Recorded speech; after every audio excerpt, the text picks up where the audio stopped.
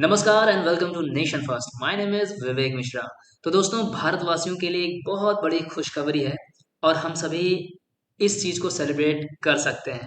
Friends, जैसा कि आप देख पा रहे हैं, जी बिजनेस में ये आर्टिकल निकला है जिसमें लिखा हुआ है India deploys made in India 4G stack across 1 lakh BSNL towers and ready for global export. दोस्तों, आज 4G stack 1 lakh BSNL towers में जो लग गया है, ये एक ऐसा अचीवमेंट है जो कि पूरी दुनिया में सिर्फ 5 ही देश ऐसा कर सके हैं। ऐसा अमेरिका भी नहीं कर सका है, कई बड़े देश भी नहीं कर पाए हैं।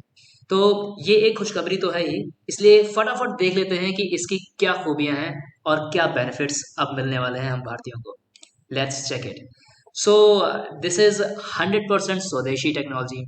भारत ने अपना इंडिजिनस 4G स्टैक जो डिप्लॉय किया है, इसे भारत टेलीकॉम स्टैक कहते हैं। इसमें कोर नेटवर्क सी डॉट का है, रेडियो इक्विपमेंट तेजस नेटवर्क का है और इंटीग्रेशन टाटा कंसल्टेंसी सर्विसेज ने किया है। लगभग 1 लाख BSNL टावर्स पे ये स्टैक डिप्लॉय हो चुका है। रूरल और रिमोट एरिया में कनेक्टिविटी और ब्रॉडबैंड एक्सेस ड्रामेटिकली इंप्रूव हुआ है। ये स्टैक ग्लोबल एक्सपोर्ट के लिए सर्टिफाइड है। इंडिया अब टेलीकॉम टेक्नोलॉजी एक्सपोर्ट बनने की दिशा में बढ़ रहा है। फॉरेन एक्सचेंज अर्निंग्स की बात की जाए तो वो भी अब बढ़ने की बहुत ज़्यादा संभावना है। फॉरेन वेंडर्स पर डिपेंडेंसी खत्म हो चुकी है। इंडिया ने अपना टेलीकॉम इंफ्रास्ट्रक्चर का कंट्रोल ले लिया है। साइबर सिक्योरिटी रिस्क कम हुए हैं और नेशनल सिक्योरिटी स्ट्रांग हुई है। ढेर सारी इतनी खूबियां हैं इसकी। अब फ्रेंड्स, जैसा कि कहते हैं कि हमारी ये जो इम्प्रूवमेंट है पहले नहीं हुई थी, अब ये 5G अपग्रेडेबल आर्किटेक्चर बना हुआ है जो कि फ्यूचर रेडी है। 5G में जो 5G अपग्रेड हो रहा था उसको अब ये और रोल आउट में तेजी आएगी, ये कॉस्ट इफेक्टिव होगा। तो इसलिए इस नज़रिए से काफ़ी बेनिफिशियल है ये हमारा ये अचीवमेंट। अगर देखा जाए दोस्तों, तो 2G से जो 6G तक की एक मोबाइल क्रांति, अगर इसको एनालाइज किया जाए, तो जब 1G आया था जिसमें एनालॉग वॉइस होती थी 1979 से 1990s के बीच में, उस टाइम पे सबसे पहले जापान ने इसको शुरू किया था 1979 में। अब उस समय ये ऑफिशियली इंडिया में कभी लॉन्च भी नहीं हुआ। ऐसा कोई भी एनालॉग वॉइस का कोई डेटा है नहीं।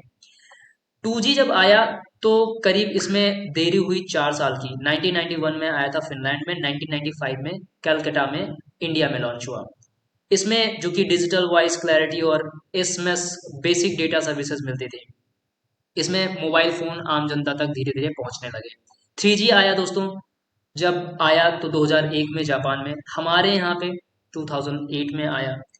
इसमें भी मोबाइल इंटरनेट शुरू हुई, लोग फिर वीडियो कॉलिंग करना शुरू किए, मल्टीमीडिया स्ट्रीमिंग शुरू हुई थी, आप लोगों को अगर याद हो तो ये सारी चीज़ें इसमें आई, लेकिन इसमें भी हमारे देश में करीब करीब 7 सालों की देरी हो गई। फिर 4G आया। 4G आया जिसमें जबरदस्त कई सारे फीचर्स थे। High speed internet, HD video streaming, online gaming, OTT boom, बस जबरदस्त। लेकिन ये स्वीडन में 2009 में आया था, हमारे देश में ये 2012 में आया, जो कि एयरटेल ने शुरू किया कोलकाता से। फिर उसके बाद ये कहीं ना कहीं पे गेम चेंजर था। जियो का 2016 में एंट्री और डेटा रेवोल्यूशन जो आया 4G का, इसकी वजह से चीज़ें बहुत बेटर हुई और भारत अब यहाँ से आगे बढ़ने लगा। अब उसके बाद आया 2019 में साउथ कोरिया ने लॉन्च किया 5G स्मार्ट कनेक्टिविटी।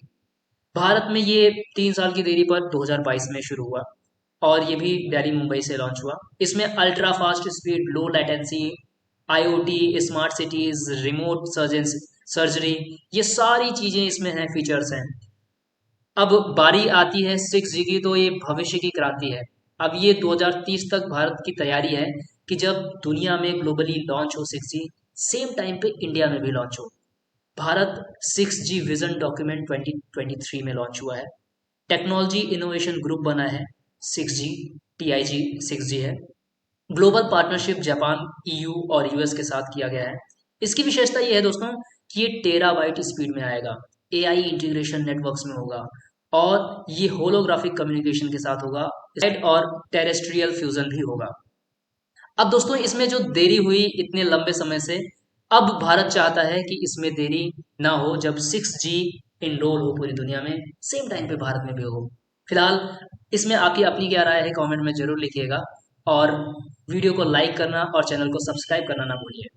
जय हिंद, नमस्कार।